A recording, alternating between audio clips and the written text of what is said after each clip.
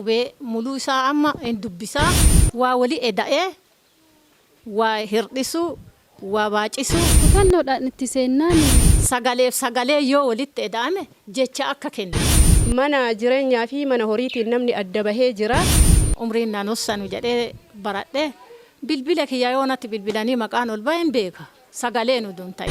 Mana ijaaratee malaan godhatee wanta kulliin godhatee ilma keenya ittiin barsiifne. Akkaataa qabeenya keenya itti qaban.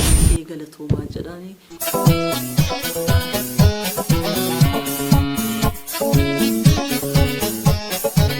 Maqaan kiyya Anaajii Ajoyyooti. Mana jireenyi kiyya Waabee Burqituudha. Manni barumsaa kan itti baradhe Geediraa Raachaati. Wanti barumsi kun naa godhe qubee adda addaa kana baradhee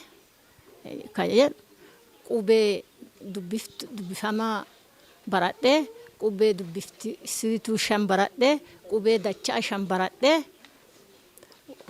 umri makanaan bara 1996 jalqabee ijaaramee jira. Haa ta'uutii hojii keessa seenee hojii qabatama aanatti akka godina keenyaatti aanaa 13 magaalaa 2 qabna.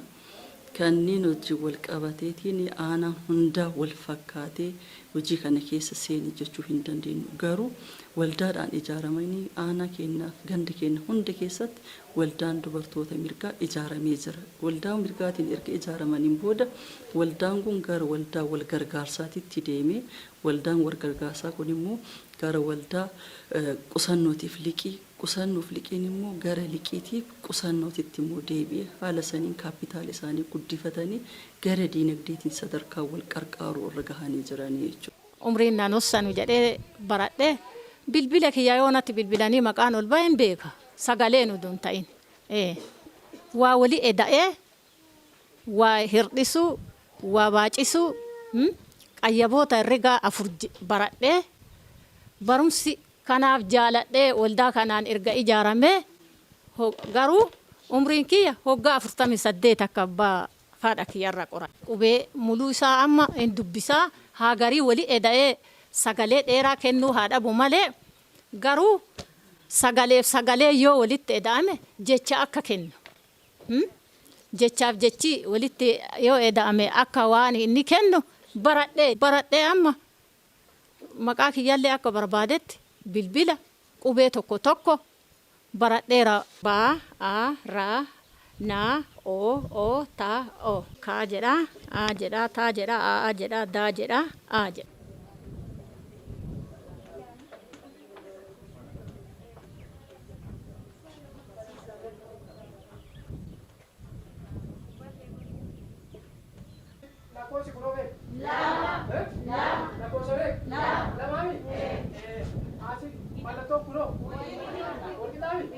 Barnoota geessotaa gocha irratti xiyyeeffate akka baratanii fi mootummaan illee haala mijeesseera akkasitti namni hundi itti deemee barachuudhaaf bara dheeraaf rakkisaa ture jechuudha. Haa ta'uutii garuu dubartoota keenya irraa fakkeenyummaan gaariin argamee jira.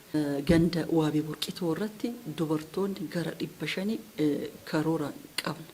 Raawwiin isaaniillee 500 buusii isaanii buufatanii walitti dhufanii gurmaahanii kaapitaalli isaanii miliyoona 4 kan caalu kan qaban ta'uu isaanii. Gama fayyaatiin mana fincaanii ka qara hin qabne namni bakkuma argetti gatta'aa balfa adda addaatiin gara kaasaa yeroo baay'ee namni qabamu waan isa irraa namni amma qulqullina argateera. Mana jireenyaa fi mana horiitiin namni adda bahee jira. Isa biraa karama kanaan akkaataa qabeenya keenya itti qabannu gama waldahaatiin. Akkaataa qabeenya keenya itti qabannu xiqqaa irraa ka'ee gara guddaatitti baay'ee jijjiiramni guddaan nu argamee jira jedhan. Gama fayyaatiin gama barnootaatiin gabbahanii baratanii fayyaa isaanii fakkeenyaa fi kaansarii fi dhibee gadaamessaa akka qoratamanii haalli mijaa'ee qoratamuufis haalli itti deemame kana fayyadaman. Hojii misoomaa cinaa kana hojjetaa cinaa kana nageenya ofii eeggataa cinaa kana barumsa barataati waa maraa qindaaniitti narraa fudhataniiran haawwanni illee. Akka fayyaatitti illee qe'ee keenya qulqulleeffannee mana fincaanii qotatanii naannoo ofii qulqulleeffatanii yoo dhiyana ofii nyaatanii dhiqatanii qulqulleeffatanii nyaataniitti gara maraanuu narraa fudhataniiranii jedha. Oomishaa fi oomishtummaa irraa waan barumsa asii baranne irraa akkanatti facaafadhaa akkanatti oomisha keessan dalagadha jedhan kana maraa dalaganneet waldaha mirgaa waldaha amantummaa amanneeti malee nu'u wal jajjabeessina injiraan hagayoom duubatti deebina hagayoom irkatummaa ta'an ka jedhu irkatummaa jalaa ba'uuf kaanee dhaabbanne nu qaqara mana citaa sanuu seeraan hin ijaaratin manaan haa ijaaratu wal gargaarra uf gargaarra ka jedhuun kaaneet wal kaafne maaf ka duddaan baadhatee qara kasala qoraan maal ta'ee jiraatu harreetti jijjiirree ka harreen jijjiirame irrumaan ka'ee akkasuma guddatee mana ijaaratee malaan godhatee wanta kulliin godhatee ilma keenyatti hin barsiifne. Nama shaniif carraa hojii uumeera ammatti. Gara fuulduratti baay'inaan dhibbaa kumaatamaan carraa hojii uumuu barbaada. Kanaan dura gara biraatan ture.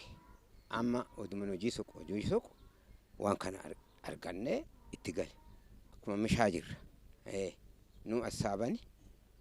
Wasanii shamatanii jiru. Kutannoodhaan itti seennaan dubartoonni dhiiraan garaagarummaa hin qabani hojii tuffachuu didaniit hojii jabatanii yoo hojjetan kutannoodhaan yoo hojiitti seenaniit chaalenjiin nama mudata chaalenjii kana keessa obsaan dabarsu dubartoonni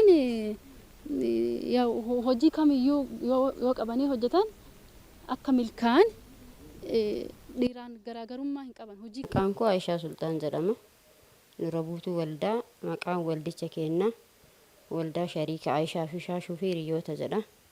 Hojiin keenna saamunaa hargisaa fi saamunaa dhangala'aadha. Nama 10 miseensa 10 gurmoofnee turre miseensa 7 hojjechaa jirra. Shamarran biyya alaatii deebi'anii akka gara biyya alaa baqatanii rakkoo fi cunqursaan hedduu irra hin geenye naannoo suutii deemanii wantootuma oomisha naannoo fi jiruun keemikaala biraatti dabalanii irraa akka hojjetan jedhanii dhaabbata SOS wajjin ta'anii nu gurmeessanii nama 10 hojii eegalle amma nama 7 jirra. Saamunaa hargisaa fi saamunaa dhangala'aa biiftuu ofii kennaayis fayyadamnee wanta xiqqaatu akkas parsantii baay'ee ta'uu baatu xiqqaatu waan ijoollee fiitiif daabboo laataniif hojjechaa ta'umsi jalqabaa kaapitaaluma muraasa irraa kaane dhaabbatumatu meeshaa fi wantoota garaagaraa nu qarqaare amma dammoo aga kaapitaala saamunaan gatii qabatee taa'illee jira garuu osoo gurguramee aga kaapitaala 50,000 akkas deemneerra. Waldaan dubartoota kan akka Oromiyaatitti yookaan immoo akka biyyattiitti ijaaramuun yookaan hundaa'uun wanti barbaachisfameef tokkoffaa irratti waldaan kun waldaa mirgaati. Waldaa mirgaa dubartootaa jedhama maqaan isaa raayyuu yookaan achuma keessatti mirga isaanii eegsifatan dubartii takka irratti barmaatilee miidhaa geessisu yoo irra gahe barmaatilee saniifillee walii birmatanii jechuudha waldaan kun deebiitti immoo gara fayyaatiin illee fudhanne paakeejiiwwan fayyaa keessatti illee gurmii kana maal fayyadamnaa kan jedhu marii isaanii walitti dhufan keessatti dhufaatiin kan mari'ataniiti. Miseensa waldaa dubartootaati. Waggaan qusannoo qusadha. Dura booyyee 3 rimeetti binne tokkottiin 5 dhalte tokkottiin 8 dhalte tokkottiin 7 dhalte 20 dhalte booyyeen tun yeroo waggaatti yeroo 3 dhalti yeroo 3 kana keessatti gizee 8 yoo dhalte yeroo gabaabaa keessa nama jijjiiruu dandeetti gurgurtaa irrattis qarshiin ishee akkuma 30 oli haga 50-60 illee baastee akka furdinaaf kiiloo siitiini bakka nu jijjiirti jennee nu akkasitti yaanneetiin. Maqaan kiyya Makkaa Waaqooti. Waldeenni gandi kenna waabee burqitu waldeenni kenna abdii boruuti aanaan kenna dodola godinni arsii lixaati. Buusii jalqabne buusii 10 jalqabne 10 jalqabneetti 10 irraa 20 irraa haga 50 ka buufan 50 sinne 50 amma isii san wayita walii qabanneetiin jennu isii sana walii liqeessineeti walii kenninee walii liqeessinee namni maruu ka hujii gargaraatiin ka lafaan qotatu ka horiin bitatu ka akkasumaan nagaduun adduma addaan fudhatee ka horii irra oolcha ka lafaallee lafarra oolcha ka nagadaallee nagadarra oolcheet akkasumatti fayyadamna. Kiyya adeemtu Waaqxaasoo jedhama. Godinni kiyya Arsii Lixaa aanaan Dodolaa gandidanna. Waldeenni tokko waldeenni Jiituu jedhama. Waldeenni kun bara 1996 ijaarame. Waldeen kun yaa buusii ofii kan mootummaan ijaare buufataa ture. Akkuma mootummaatitti mata duree yaa dubartoonni waldaa irratti akka gurmaa'an mootummaatu nutti himaa ture. Sanirra dhaabbannee dubartoonni gara nama 60 wayii ingeenna ijaaramne yaa buusii keenya sabbata keenyarraa guurrachaa turre. Yaa biiroolee maallaqni guurru waan bu'aa biraan qabnu deeggarsa biraan qabnu sabbata keenyarraa birrii 10 buusaa turre. Amma birriin 10 sun illee homaan godhuu dhabnaan gara 20titti goone erga daldala midhaanii keessan nu galchee maallaqa birrii 200 duraan nu kennanii achirraa midhaan binnee erga birriin nu harkaa dhumattee deebanii 200 nu kennanii bara duraa gurgurannee bu'aa qulqulluu bu'aa birrii 100 argannee ammas nu dabalanii maallaqa 200 nu dabalanii ka'umsi keenya birrii 600 kaanee midhaan argitan kun amma binnee gana gurgurratti ofafoo jirra. Lammaffaan dammoo akkuma mootummaan keenya jedhe maallaqa qofa qotachuu osoo hin ta'in midhaanis hin qusannaa hawwatiitiin tan rakkattu tan beeloftu tan waa facaafattu qabdu dhabde kiiloo 25 miseensi namni 125 walitti finnee hawwatiitiin bara 2015 dubartii 29 qarqaarree jirra. Maqaan kiyya Saafaa Qaabatuuti. Maqaan waldaa keenya Abdii Boruuti. Kana kadhaabanne 92 nama 14 dhaabne waldaa kana. Nama 14 dhaabne sumuni buufanne 92 sumuni irra birrii 3 seenne 3 irra 5 teenne 3 irra 10 geenne 10 irra 20 geenne guddanne jechuudha waldaa kanaaf. Amma waldaan kun gaafa guddannu san harree walii binnee 200 400 harree walii binnee kasala walii nagadannee walii gurmoofnee waldaa kana jabeessinee osuma akkasitti deemnu 2002 seennee 2002 gara 700 walii liqeessuu geennee gaagura kana ijaarachuu dandeenye.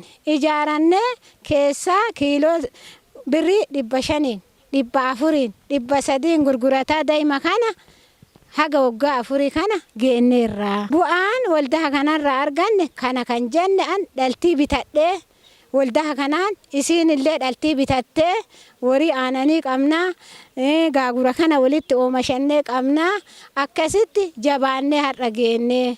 Gaan guddaan qabnu nu akka waldaa dubartootaatitti hojii gaarii jalqabbiidhaaf hojjetaa jirra. Ammallee nu hafa qaamni hanga ammaa nu deeggareetiin hojii kana fiixa akka baasu nu taasise keessattuu qindeessituun godina keenyaa bulchoonni aanaa keenyaa qindeessitoonni aanaa keenyaatiif jarmiyaaleen dubartootaa sadarkaan jiran baay'ee galatoomaa jedhanii hojii keenya immoo kana caalaa akka hojjennuuf nu bira dhaabadhaa waan.